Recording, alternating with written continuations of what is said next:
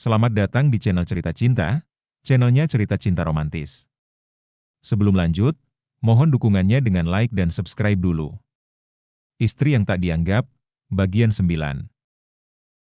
Apa yang terjadi? Gumam Ricky, tangannya menempel di pelipis, kepala berdenyut pusing. Ia memutar pandang.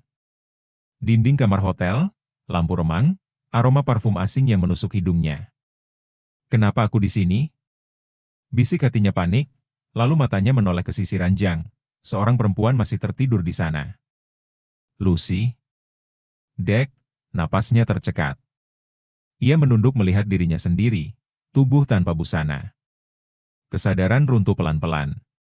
Astaga, apa yang kulakukan? Lucy, bangun.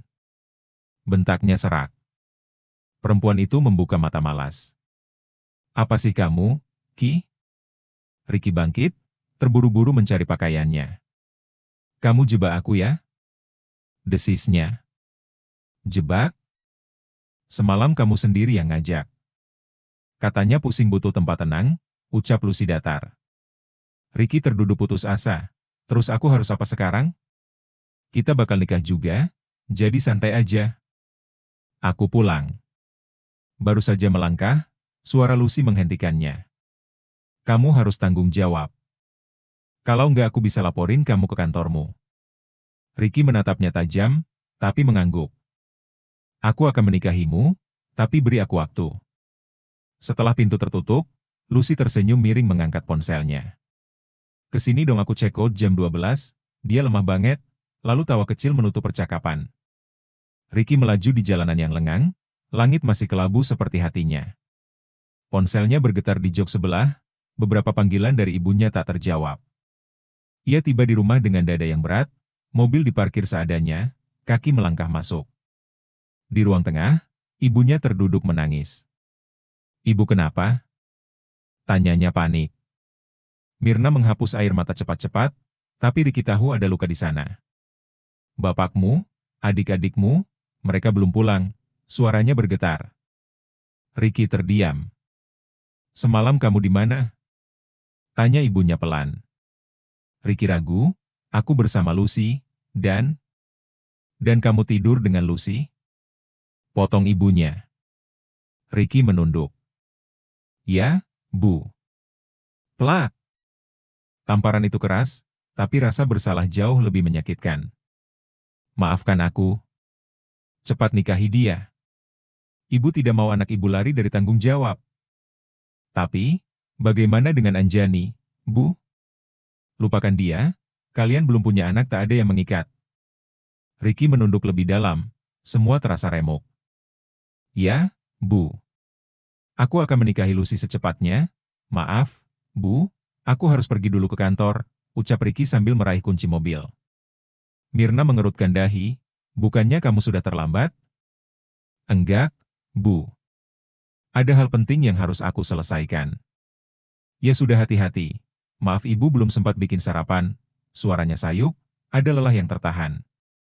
Ricky masuk ke kamar, menghela napas panjang matanya menyapu setiap sudut. Di dinding itu, bayangan Anjani masih tergantung. Di cermin, senyumnya pernah memantul. Di kasur, hangat tubuhnya dulu selalu setia. Nih, maafin aku, gumam Ricky lirih dada seperti diremas. Haruskah aku meninggalkan wanita yang menemani dari nol? Bisiknya lagi, tapi jawabannya hanya hening. Ia berganti baju lalu keluar. Langkahnya berat, tapi hidup tak pernah memberi waktu untuk diam lama-lama. Di luar, setelah mobil Ricky pergi. Sebuah motor masuk ke halaman, Adi turun tergesa. Bu, buatkan aku kopi. Teriaknya kasar. Mirna muncul dari dapur. Pak, dari mana aja nggak pulang semalaman? Adi membanting helm, bukan urusan kamu.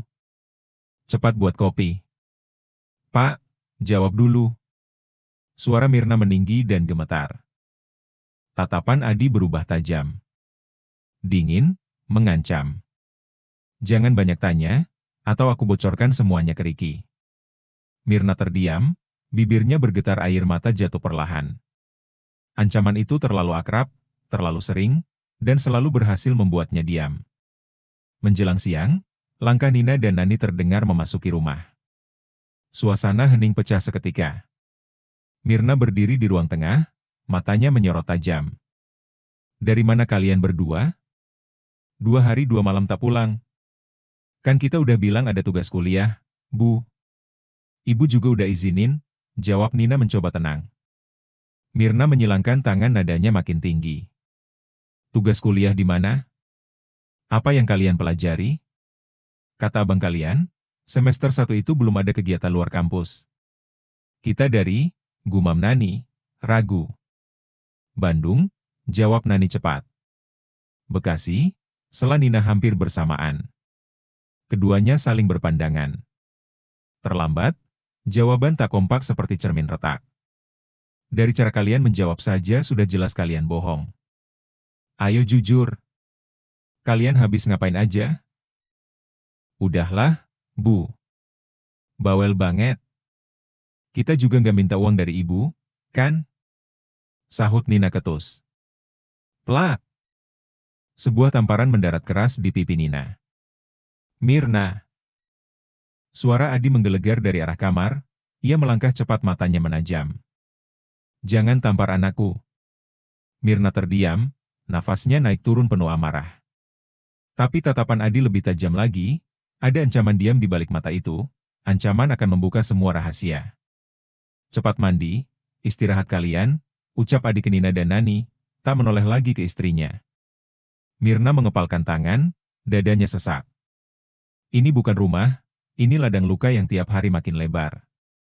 Ia masuk ke kamar, pintu ditutup pelan. Tapi hatinya gaduh, tangisnya pecah dalam sunyi, kenangan buruk kembali menyergap. Puluhan tahun lalu, ia pernah mencintai Bram. Lelaki manis dengan janji manis, tapi cinta mereka kebablasan. Dan ketika Mirna hamil, Bram menghilang tak pernah kembali. Orang tuanya murka, lalu menyerahkan Mirna pada satu-satunya lelaki yang bersedia menikahinya. Adi, pengangguran keras kepala, yang menikahinya bukan karena cinta, tapi karena kesempatan merasa lebih tinggi. Sejak awal, rumah tangga mereka pincang. Adi memperlakukan Mirna seperti utang tak lunas-lunas.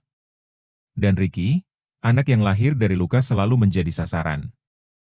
Saat Ricky tak berdaya, ia diabaikan. Tapi ketika sukses, Adi tiba-tiba mengakuinya. Mirna ingin Ricky menikah dengan wanita terhormat, mapan.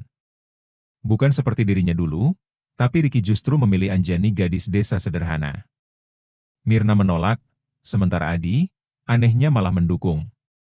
Dan tentu saja menerima Anjani bukan karena dia bapak yang baik, dia menerima Anjani supaya Ricky hidupnya tidak melebihi Nina dan Nani. Bagi Adi, Nina dan Nani adalah prioritasnya. Sudah 6 bulan ini ada yang berubah pada Adi. Ia terlalu semangat mendorong Ricky menikahi Lucy, wanita karir berpendidikan tinggi. Sore datang dengan lesu. Matahari merayap turun perlahan, sedangkan Mirna duduk di ruang tengah dengan wajah lelah dan gusar. Sejak siang, Nina dan Nani belum juga bangun. Suara dengkuran halus terdengar dari kamar, membuat dada Mirna makin sesak. Ingin rasanya ia membuka pintu kamar dan menggusur kedua anaknya itu dari tempat tidur. Tapi ia tahu, kalau Adi tahu ia memarahi si kembar, maka akan ada keributan. Adi selalu membela mereka, seakan hanya mereka yang layak dimanja dan dimengerti. Tiba-tiba suara bel pagar mengalihkan pikirannya, seorang petugas kurir berdiri dengan rapi sambil mengulurkan surat. "Bu, surat," ucapnya. Mirna mengernyit, menerima amplop coklat panjang. Cap resmi Pengadilan Agama terpampang jelas di sudutnya. Ia membaliknya, untuk Ricky. Nama pengirim membuat matanya mengecil, Anjani. Ia membuka surat itu, membaca 2 lembar isinya dengan tatapan tajam. Bibirnya perlahan tertarik ke atas, "Gugatan cerai," bisiknya, lalu tertawa sinis.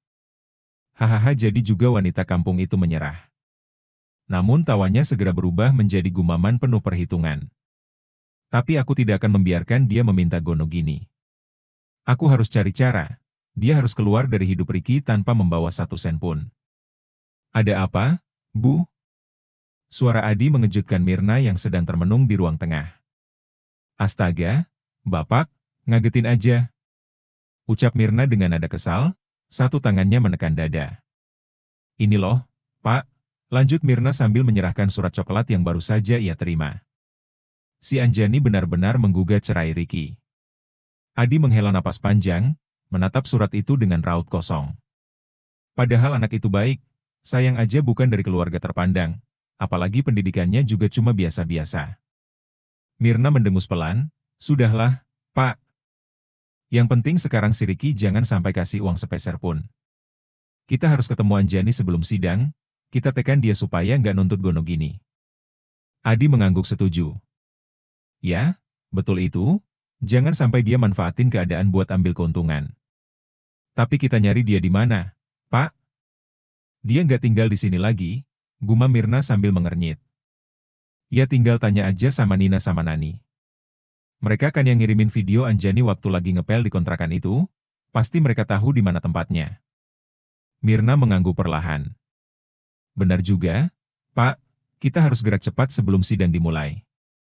Setelah mendapatkan alamat dari Nina dan Nani, mereka berempat akhirnya menuju ke kontrakan tempat Anjani. Mereka menggunakan taksi online untuk sampai ke tujuan. Adi terlihat pucat ketika mereka sampai di depan kontrakan itu. Wajahnya berubah tegang, saat menyadari tempat yang mereka tuju adalah tempat dia berselingkuh. "Kamu yakin ini tempatnya Nani?" tanya Adi dengan ragu. "Iya, Pak, ini kontrakannya, aku dapat dari Lucy," jawab Nina sambil memeriksa ponselnya. Anak itu ada-ada saja, pikir Adi dalam hati. Punya uang juga dia sewa kontrakan di sini, ucap Mirna dengan heran. Dia nggak ngontrak di sini, Bu. Dia kerja di sini, jawab Nina dengan yakin. Sesampainya di gerbang kontrakan, mereka melihat Firman sedang berdiri di depan gerbang bersama orang-orang yang juga tinggal di situ. Nina langsung menghampiri Firman. "Maaf, Mas, apa di sini ada orang yang bernama Anjani?" tanya Nina dengan sopan. Muka Adi semakin pucat, jelas terlihat ketidaknyamanan di wajahnya. "Bu, aku pulang aja dulu ya," kata Adi mencoba menghindar. "Tidak bisa, Bapak harus ikut. Kamu sebagai kepala rumah tangga harus ikut bertanggung jawab, menjaga anak kita dari orang seperti Anjani," kata Mirna tegas, sekaligus heran melihat sikap suaminya. "Cih anak kita, anak lu juga," gumam Adi dalam hati. Tiba-tiba, suara Anjani terdengar dari arah kontrakan, "Ada apa kalian mencariku?" Anjani muncul, berdiri dengan tenang memandang mereka. "Di sini rupanya kamu, Anjani. Kirain aku kamu tinggal di rumah mewah, nyatanya cuma di kontrakan." "Oh ya, kamu pasti kerja di sini, kan?" ucap Mirna dengan nada mengejek. Firman dan teman-temannya saling berpandangan, mereka tampak heran dengan sikap orang yang baru datang ini. Apa mereka nggak tahu kalau kontrakan ini milik Bu Anjani? Gumam Firman dalam hati. Firman menatap Adi dengan tajam, kemudian tersenyum sinis. Adi tampak semakin pucat saat bertemu pandang dengan Firman. "Kenapa kalian datang ke sini?" tanya Anjani suaranya datar. "Aku cuma mau kasih surat ini untuk kamu," jawab Mirna sambil menyerahkan sebuah kertas pada Anjani. Anjani membaca surat itu lalu tersenyum sinis. "Yakin kalian mengajukan ini padaku?" tanyanya dengan santai. "Iya, kamu yang menggugat Ricky, jadi jangan berharap kamu dapat apa-apa dari harta gono gini Ricky," kata Mirna tegas. "Aku nggak mau tanda tangan ini," jawab Anjani tenang. "Kenapa kamu harus merebut harta Ricky? Hah?" kata Mirna dengan nada semakin keras. Anjani diam sejenak, lalu menambahkan sesuatu di surat itu. "Aku tambah ini, silakan kalian baca," ucap Anjani sambil menyerahkan surat yang sudah ditambahkannya. Isinya, Ricky dan keluarganya tidak berhak menuntut apapun dari Anjani. Nina mengambil kertas itu dari tangan Anjani. "Hahaha. Apa yang kami harapkan dari kamu, hah?" Nina tertawa sinis. Bersambung.